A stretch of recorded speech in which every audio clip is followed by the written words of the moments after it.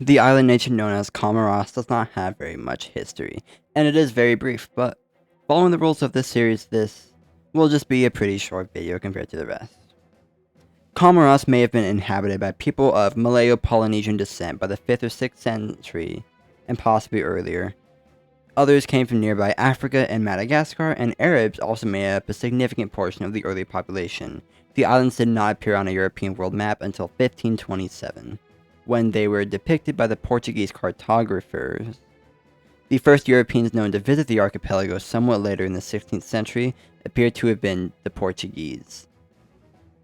The English also visited the main island of Grand Comore around 1591, but the dominant foreign influence in the island remained Arabian until the 19th century.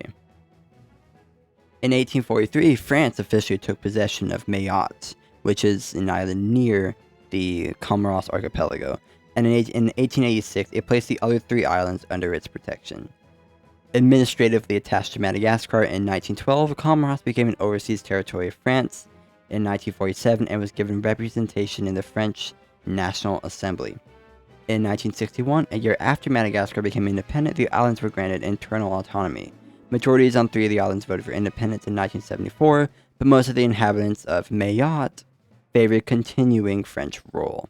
When the National Assembly of France held that each island should decide its own status, Comorian president, who was deposed later that year, did declare the entire archipelago independent on July 6, 1975. Comoros was subsequently admitted to the United Nations, which recognized the integrity of the entire archipelago as one nation. France, however, acknowledged the sovereignty of only the 3 islands and upheld the autonomy of Mayotte, designating it as a territorial collectivity, neither a territory nor a department of France in 1976. As relations deteriorated, France withdrew all development and technical aid from Comoros. In May 1978, a coup led by a French citizen and a group of European mercenaries brought the first president of Comoros back into power. Diplomatic relations with France were resumed. A new constitution was drawn up, and the president was re-elected in late 1978 and again in 1984, when he ran unopposed. He survived 3 coup attempts, but in November 1989 he was assassinated. Multi-party presidential elections were held in 1990, and there was a new president, but in September of 95 he was deposed in a coup. The coup was defeated when French intervention removed them. New elections were held in 1996 under the newly elected president, which a new constitution was ratified and attempts were made to curtail government expenditures and increase revenues. By August 1997, secessionist movements on the other 2 islands had become strong enough that their leaders declared each island independent of the republic. The following month, an attempt was made by the federal government to suppress the secessionist movement, but troops sent to one of the islands were completely routed.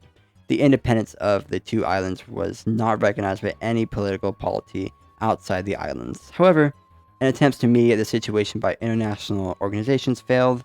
The next decade was tense with military coups, several presidents, and new constitutional drafts until 2007, when the federal government, in response to violence and evidence of voter intimidation, ordered the government of one of the islands to postpone the island's local presidential election and called for the president to step down and allow for an interim president. Of course, they ignored the order and in June 2007 held an election in which he was declared the winner. The results were not recognized by the federal government or the African Union. Both demanded new elections, which he refused to hold. With the situation at an impasse, the African Union imposed sanctions on his administration in October, which had little impact in pressuring him to comply with their demands. Comorian and African Union troops invaded the island on March 25, 2008, and quickly secured the island. The status of Mayotte, which was still claimed by Comoros but administered by France, was the subject of a March 2009 referendum. More than 95% of Mayotte voters approved changing the island's status with France from a territorial collectivity to an overseas department in 2011, strengthening its ties with that country. Comoros, as well as the African Union, rejected the outcome of the vote. The rest of the events of Comoros are just like presidential elections, maybe some coups, and the issue of Mayotte, but that is it for the history of Comoros.